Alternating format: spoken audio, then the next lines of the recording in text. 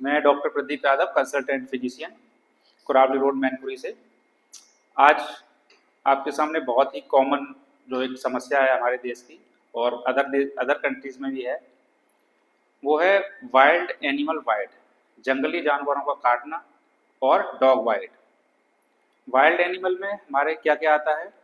सियार हो सकता है, लोमड़ी हो सकती है, डॉग हो सकता है, बैट हो सकता है, वो मंकी हो सकता है, स्ट्रीट डॉग्स हो सकते हैं।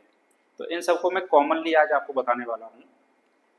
सबसे पहले जो एक पॉइंट है वो बताना चाहता हूँ। जब भी डॉग बाइट करे तो गांव में एक्चुअली में क्या होता है, जैसे ही डॉग बाइट होता है तो लोग उस पर मिर्ची का लेप लगाना, मिट्टी का लेप लगाना, कई जगह गोबर का भी लेप लगा लिया जाता है और तरह तरह के घरेलू और पुराने नुस्खे आजमाए जाते हैं जो कि जानलेवा है। दूसरा पॉइंट ये है, सारे डॉग्स में रेबीज नहीं होता, लेकिन एक रिस्क रहता है। अगर डॉग वैक्सीनेटेड नहीं है तो रेबीज होने का चांस रहता है। तीसरा पॉइंट ये है कि रेबीज अगर हो गया किसी को एक बार, तो दोस्तों उसका कोई भी इलाज नहीं है, मौत होना निश्चित है। तो अब हम क्या करेंगे? अगर आपको डॉग बाइट हुआ है, मंकी बाइट हुआ है, या किसी वाइल्ड एनिमल ने, जंगली जानवर ने काटा है, इवन चमगादड़ ने भी आपको काटा है, तो आप क्या करेंगे? वैक्सीन लगवाएंगे। वैक्सीन लगवाना बहुत ज़रूरी है। एक और चीज़ है जो बहुत कॉमनली सुनने में आती है, बहुत लोग पूछते हैं आके मुझसे कि डॉक्टर साहब मुझे तो कुत्ते ने पंजा मार दिया है। तो पंजा मारने पे इंजेक्शन की ज़रूरत तो होती नहीं है, बहुत से लोग लगवाते भी नहीं है। तो मैं आपको बता देना चाहता हूँ, अगर डॉग ने या किसी जंगली जानवर ने पंजा भी आपकी स्किन स्किन पर मार दिया है और स्क्रैच हो गया है, तो भी एंटी रेबीज वैक्सीन लगवाना जरूरी है, क्योंकि कई बार उसके जो पंजे होते हैं उनमें भी रेबीज का वायरस होता है। सलाइवा, अगर वो पंजे से अपने मुंह को स्क्रैच करता है, कुछ करता है, तो वायरस उसके पंजों में भी चला जाता है। अगर वो पंजे से भी, नाखून से भी स्क्रैच मार देता है, तो भी वैक्सीन लगवाना अत्यंत आवश्यक है।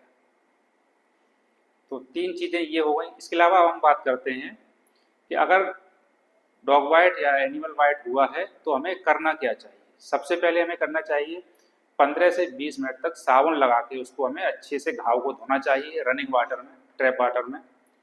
और साफ करने के बाद उस पर हमें एंटीसेप्टिक लोशन जैसे कि पोवायोडीन है, डिटॉल है, उसे डाइल्यूट करके लगाना चाहिए। हाइड्रोजन पेरोक्साइड भी लगा सकते हैं उस पर।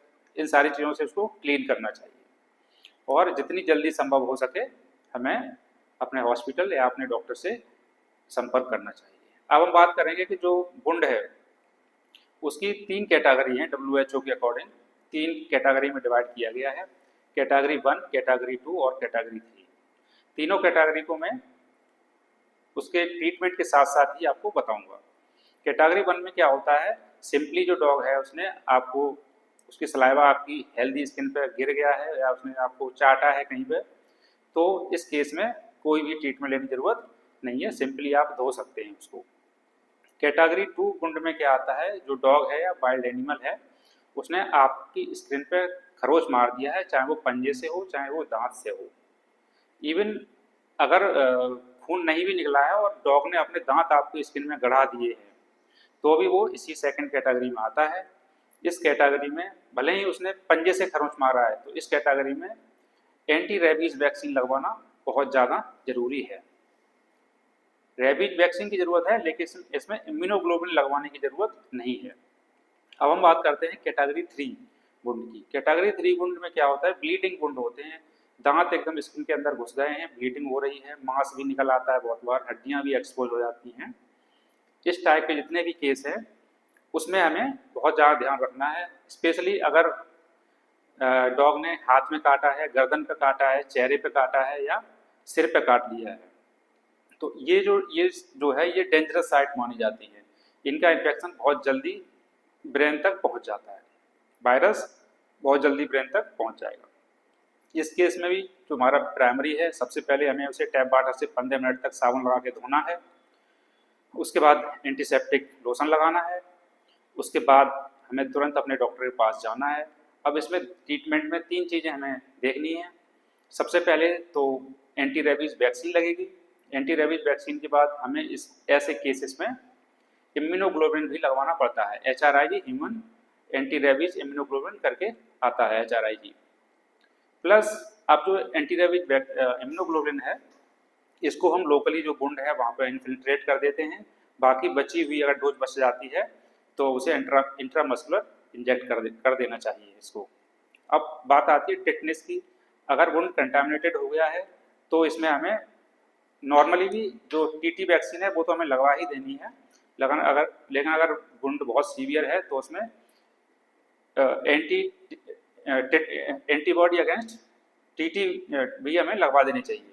इम्यूनोग्लोबुलिन इसमें टेटनस इम्यूनोग्लोबुलिन भी इसमें हमें लगानी चाहिए ऐसे पेशेंट में। अगर बहुत ज़्यादा पेशेंट को ब्लीडिंग हो रही है तो इसमें स्टिचिंग भी बहुत सावधानी से करनी चाहिए। जनरली हमें स्टिचिंग नहीं करनी चाहिए, स्टिचिंग करने से वायरस के फैलने की और ज़्यादा संभावना रहती है। अगर ज़रूरत हो तो एंटीबायोटिक भी हम प्रेस्क्राइब कर सकते हैं।